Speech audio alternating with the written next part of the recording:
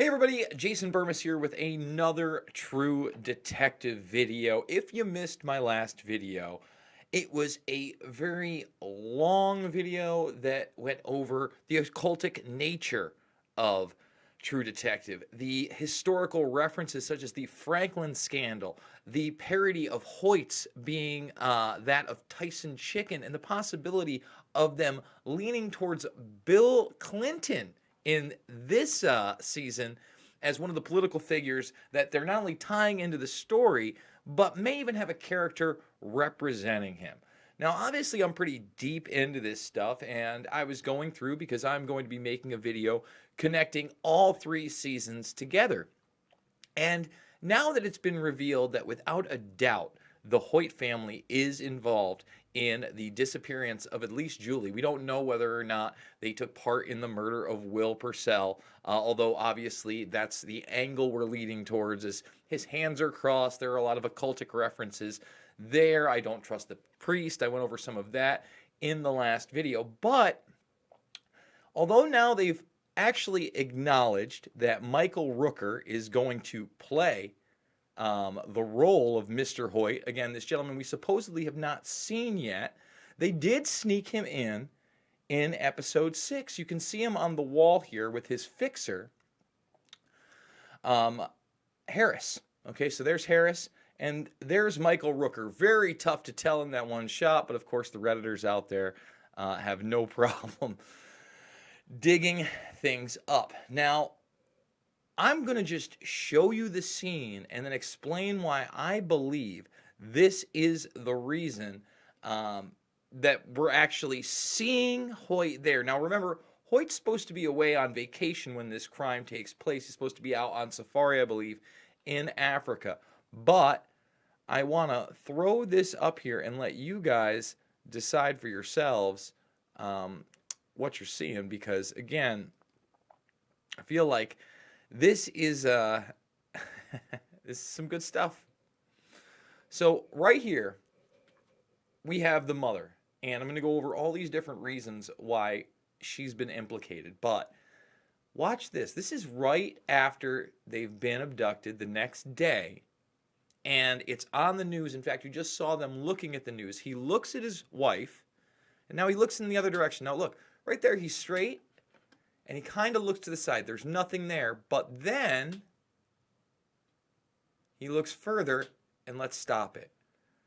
Right here in the corner. I know it's not much, guys, but I got to tell you, there's like another frame or two.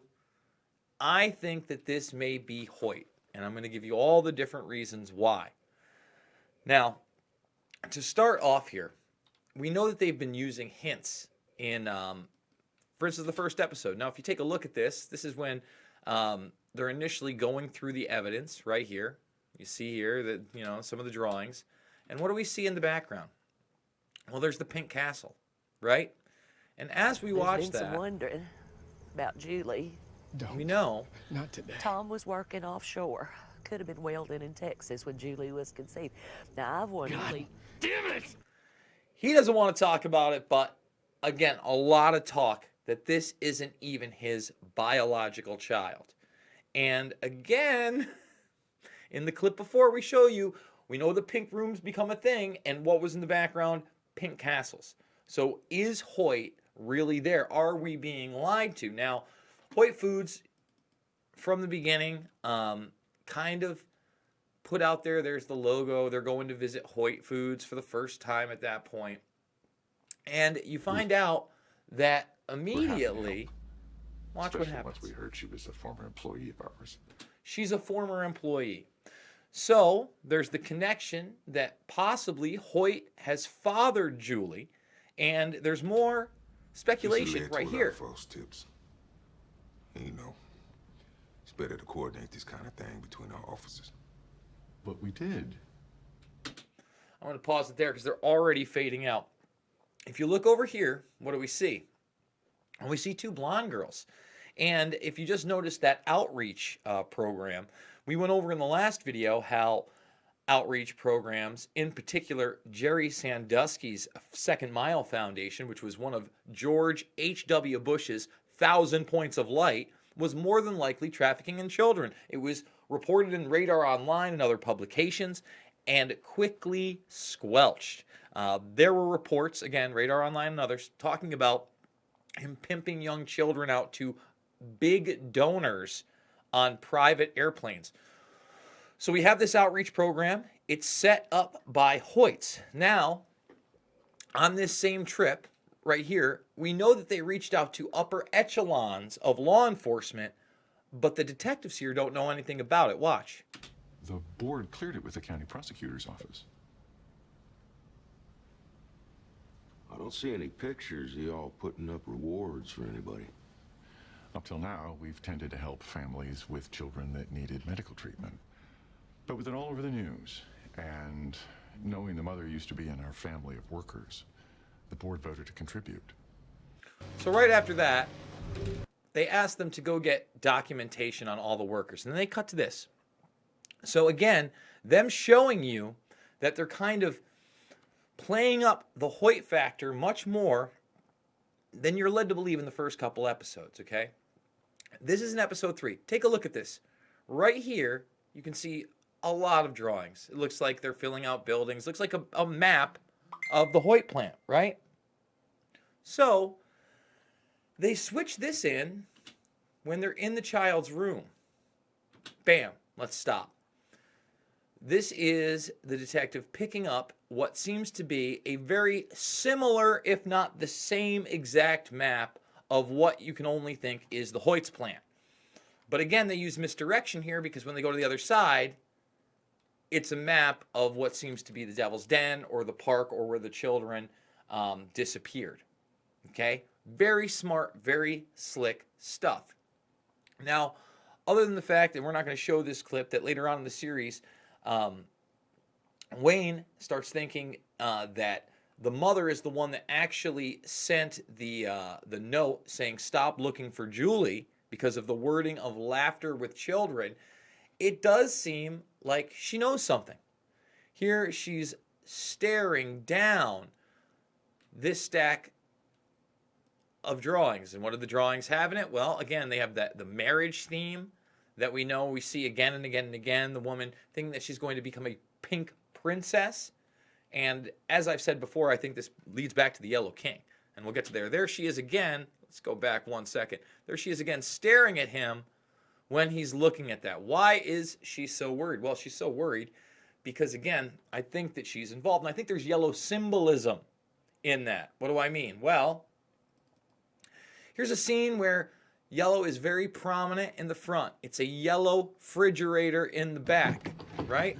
I'm going to skip over this one. And then she even drives a yellow car. Notice that? A yellow car.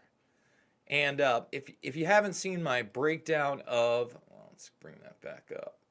I'm going to get to that in a moment. If you haven't seen my breakdown of the yellow and pink symbolism with Wayne and his children at that pivotal scene where he thinks he loses his daughter, it's plain as day. Plain as day. So please watch that video. But here we have, again, a lot of confirmation that she's in on it. She knows at least something that happened to her daughter. And her cousin actually comes through and starts talking about how, and it looks like he talks about being beat at 2 years old, them coming up around when she was like 4. And this is where they start to allude to like payoffs. Beat out of me since I was 2 years old. Way before Lucy came to live with us. Live with you? Yeah. She moved in, she was 4, after her mama passed. Her and I, we sort of shared a lot of milestones growing up. People who do not renegotiate.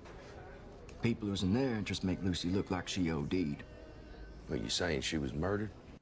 Now, I'm not going to show the scene later in this where Tom Purcell has a gun to him and he says that he was just going to give them a name, because I want to point out he never says the name in any of the scenes, at least that we see. He doesn't tell these guys it's Hoyt, and as far as we know, he doesn't tell Tom it's Hoyt either. The last thing we see him say is, give me a reason not to kill you. But somehow, both of them end up at Hoyt's that night, and I'm going to get there. This is where I think it's leading to, folks. Again, we're going to show that scene where I think they're showing Hoyt actually, but that's going to get into Hoyt's fixer. Hoyt's fixer is the one that found the backpack. So let's find the backpack scene.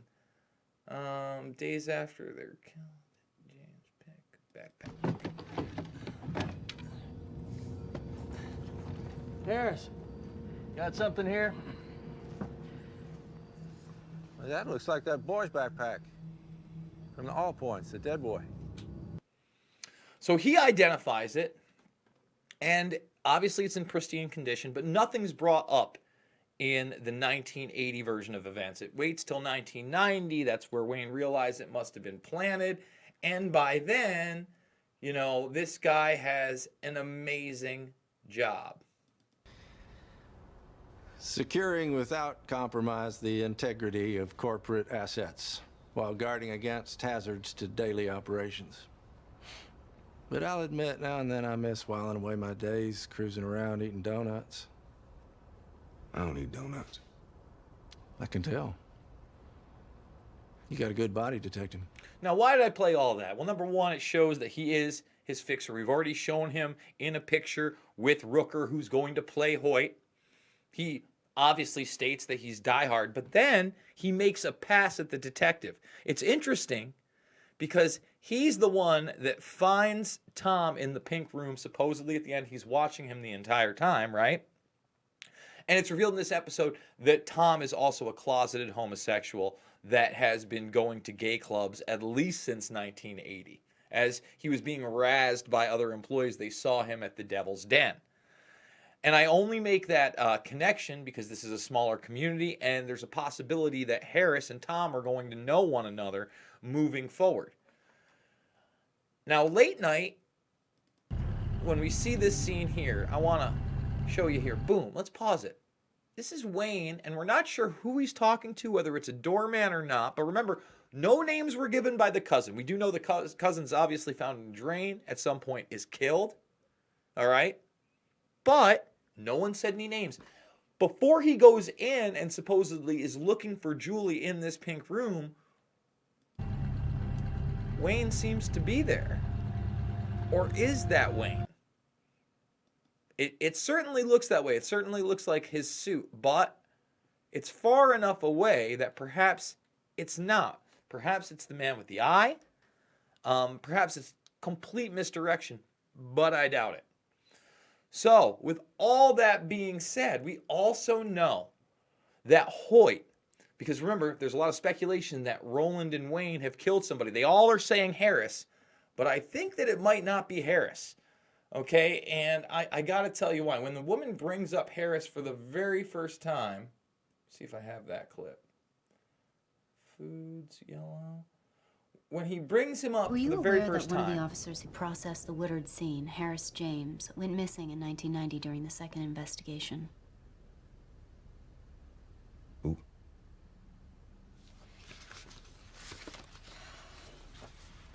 I'm going to pause it because right there, obviously, he's playing dumb. We know that from the opening scene. He's supposed to be, you know, hiding what he knows. You can tell he's working from the very opening scene. He has memory problems, but then it's later revealed he's probably purposefully hiding things. He may be an unreliable narrator. But when we see this dude, I just don't think his hairline is there for the person that gets murdered. What do I mean? Take a look. Thinning hair up top. And I also looked at his tie. In fact, I looked at everybody's tie because he says, "I'm sorry." Let's pause it right there. I'll bring it back just a second. The tie's different. The hair to me is thicker. It's darker. It actually looks a lot more like the man that they first talked to when they go to Hoyt's. I think that they may have come in on the scene and killed somebody other than Harris because Hoyt, again, comes and talks to only Wayne the day after whatever happened. And he says that he seemed to be in the dark on some things too. And he never shares that information with Roland either. So let's go to that clip right here where he reveals, remember, this is why I think that Hoyt may have been there the day after. Obviously, she was getting paid off by somebody. Obviously, it leads back to the pink room. Again, he's supposed to be out on safari. but he may have visited the family, because why wouldn't they have been out looking for their kids in the initial search party, unless something else was going on? So we're going to go back to that original clip where I'm going to show you where I think they had Hoyt. But remember, Hoyt visited Wayne the day after they killed somebody. It's not clear whether it's Harris or not. He also says he knew what they had done, but he seemed to be in the dark as well. So let's bring that one right up. You came to see me. Day after what happened. Hoyt. What? You never told me. I made a decision. I had other things to think about. And remember, again, he says, I don't want to play too many of these clips. I don't want copyright strikes. I'm playing just enough. But again, he gets visited by Hoyt the day after whatever incident they took somebody's life. We don't even know if that's, again, Scoot McNairy supposedly gone in the 2015. Harris gone, but they never found his body, so we know whether he disappeared. But let's look at that initial scene again. Remember, this is right after these kids have been abducted. This is less than 24 hours. It's on the news. The first search parties are out. It's daylight. I didn't want to play the whole thing, but we know she's dirty. And let's pause something else here. This may be reaching. I'm not going to lie. This may be reaching, but right here, is that a crown on its side? I've kept saying that this is leading back to the Yellow King. We know that the pictures of the princess with the crown is going up to another yellow crown. I showed that into my my first video on this matter. Again, they're here. The only person that's there is their friend. There doesn't seem to be any law enforcement around. He looks at her. He's upset. He looks to the side, and he looks again, and it focuses. And as the scene ends, a shadowy figure is revealed. And, if you even look at the hairline, looks like an older guy. Is this Hoyt or one of his minions? Is it Harris? I don't know that it's Harris. I have a sneaking suspicion that we might see a flashback scene, and there's a good possibility that this is Hoyt. Guys, I thank you so much for watching this video.